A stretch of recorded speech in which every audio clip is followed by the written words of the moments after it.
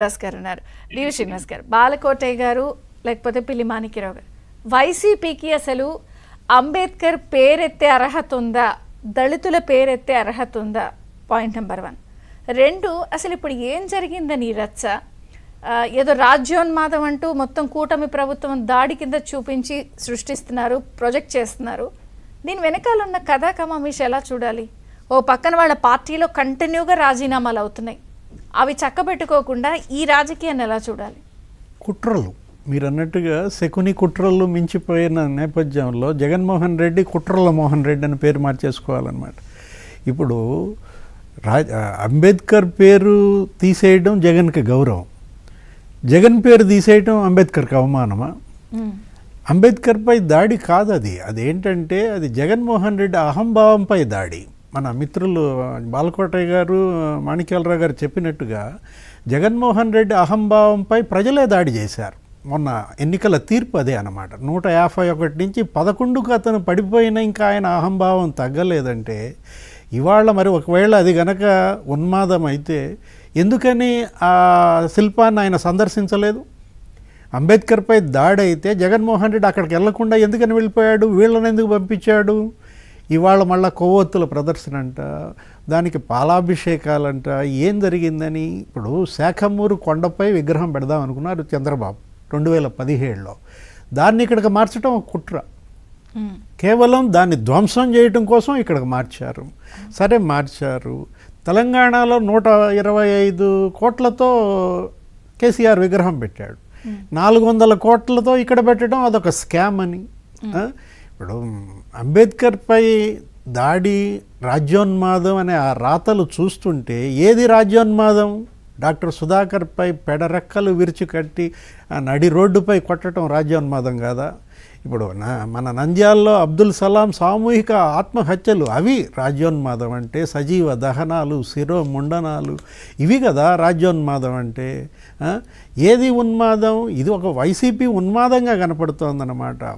నిన్న కూడా అక్కడ సీతారాంపురంలో సుబ్బారాయుడు హత్య, దాని దగ్గరికి వెళ్ళి ఏమంటాడు?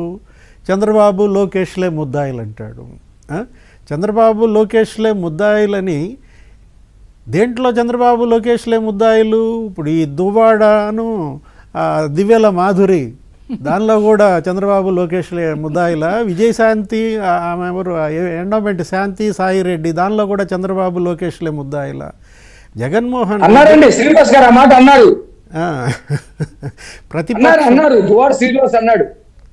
ప్రతిపక్షం అనేది ఇవాళ పగపక్షంగా మారింది.